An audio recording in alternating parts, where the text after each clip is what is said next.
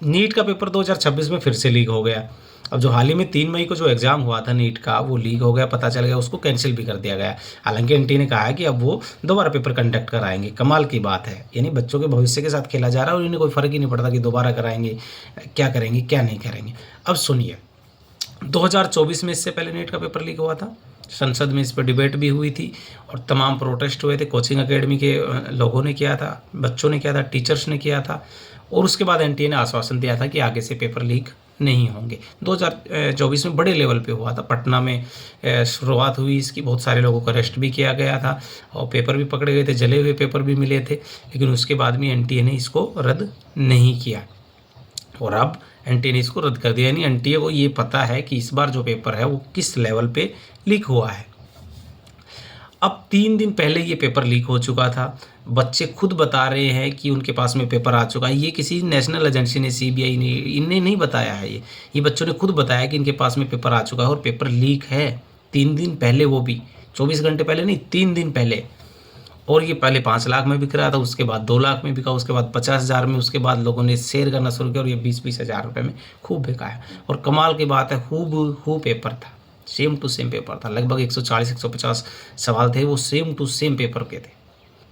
तो इस लेवल पे लीक हो रहा है। यानी जो लीक करने वाले लोग हैं उनका सिस्टम, उनका गिरोह इतना मजबूत है, इतना स्ट्रॉन्ग है कि वो 3 दिन पहले लीक करवा लेते हैं और आराम से डिस्ट्रीब्यूट करते हैं और उन्हें इस चीज़ का डर ही नहीं है। अगर वो पकड़े गए तो उनको सज़ा होगी कि नहीं होगी और कितने लेवल तक की सज़ा हो सकती है, क्या हो सकता है क्या नहीं। यानी उनको ये मान के चले, या तो सिस्टम उनका जो है वो इतना स्ट्रॉन्ग है, सरकार में उनके लोग इतने स्ट्रॉन्ग बैठे हैं कि उनको कुछ नहीं होने देंगे, या उनको पता है कि भारत का कानून इतना कमज़ोर है कि उनको कुछ नहीं होने देगा, जमानत पे बाहर आ जाएंगे फिर कराएंगे।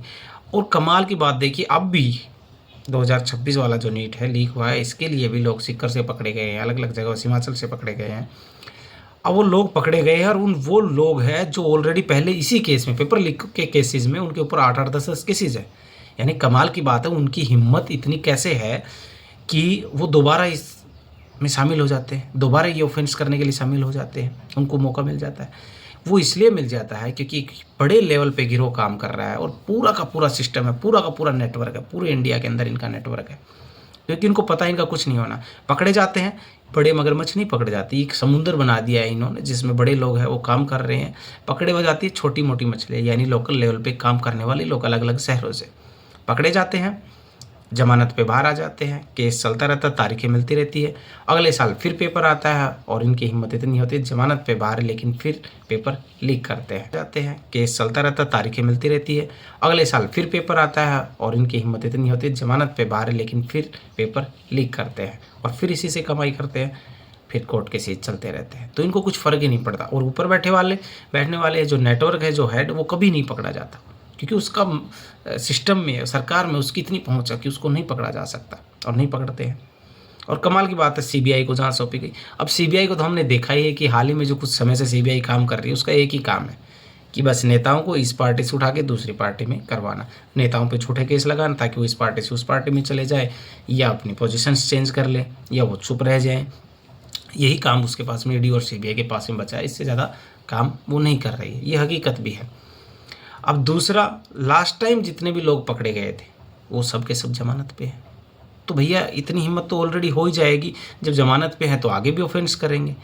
तो इसके लिए अभी फ़िलहाल तो ये कि एक स्ट्रॉन्ग कानून, सरकार को, खुद प्रधानमंत्री को व्यक्तिगत रूप से इसमें शामिल होना चाहिए और एक कमेटी बनानी चाहिए, सुप्रीम कोर्ट रिटायर्ड जज को लेके एक कमेटी बनानी चाहिए, उसको टाइम लिमिट करना चाहिए कि इतने टाइम में वो अपनी जांच सौंपे, इसकी फिर एक जांच करे ताकि लोगों को पकड़ा जा सके। क्योंकि पेपर लीक का जो मामला है, ये बच्चों के भविष्य का मामला है, ये इंडिया की एजुकेशन का मामला है। और पिछले कुछ समय से इंडिया की एजुकेशन, आप देख रहे होंगे कि एजुकेशन का स्तर वो लगातार गिरता जा रहा है। क्योंकि एजुकेशन में आप रैंक देख लीजिए, आप टॉप 100 में भी कहीं नहीं आते, टॉप 200 में भी नहीं है, आपकी एक भी यूनिवर्सिटी, एक भी कॉलेज आपका नहीं है। आप वर्ल्ड रैंकिंग में जब जाते हैं, आपने 90,000 से ज़्यादा स्कूल पिछले 10 साल में बंद कर चुके हो आप। तो एजुकेशन का स्तर क्या गिर हो चुका है।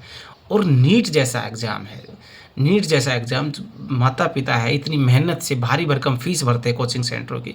बहुत सारे लोग इतने मिडिल क्लास से, पुअर फैमिली से बिलोंग करते हैं कि उनके परिवार गहने बेचकर उनके परिवार मजदूरी करके बच्चों की फ़ीस का बंदोबस्त करते हैं, बच्चे 2 साल 3 साल पढ़ते हैं, ड्रॉप आउट करते हैं, उसके बाद पेपर में बैठते हैं, एग्ज़ाम देते हैं और उसके बाद पता चलता है कि पेपर लीक है। और जिन पैसे में जो लोगों ने पेपर खरीदा वो सीधे ऊपर बैठ गए, यानी उनकी पोस्ट वो उनका रैंक खा गए हैं। अब वो बच्चे कहाँ जाएँ? अब वो पेरेंट्स कहाँ जाएँ?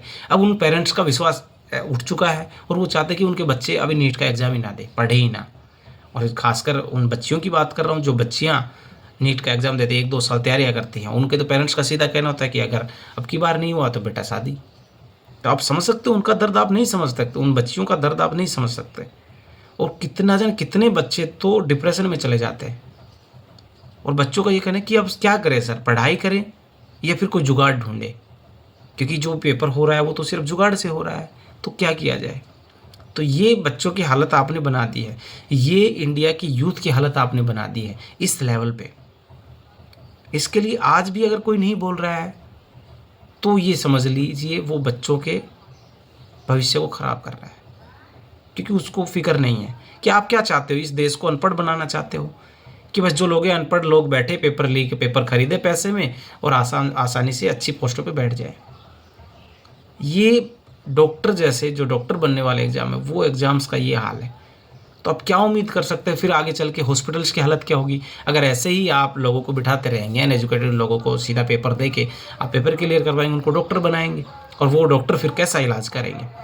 और वैसे भी हिंदुस्तान के जो हॉस्पिटल्स हैं उनकी हालत लगातार बद से बदतर होती जा रही है। आप वर्ल्ड रैंकिंग में देखेंगे तो कहीं हम स्टैंड ही नहीं करते हैं। इतनी बड़ी कंट्री, डेमोक्रेसी, सबसे वर्ल्ड का सबसे बड़ा लोकतंत्र और उसका ये हाल है। उसके ना तो कोई हॉस्पिटल कोई है वर्ल्ड रैंकिंग में कहीं टॉप 100 में आता है, ना उसकी स्कूल, ना उसका कॉलेज, ना उसकी कोई यूनिवर्सिटी आती है। किस लेवल पे आप लेके जाना चाह रहे हो इसको? इसके खिलाफ ज़रूरी है कि हमें बोलना पड़ेगा, प्रोटेस्ट करना पड़ेगा।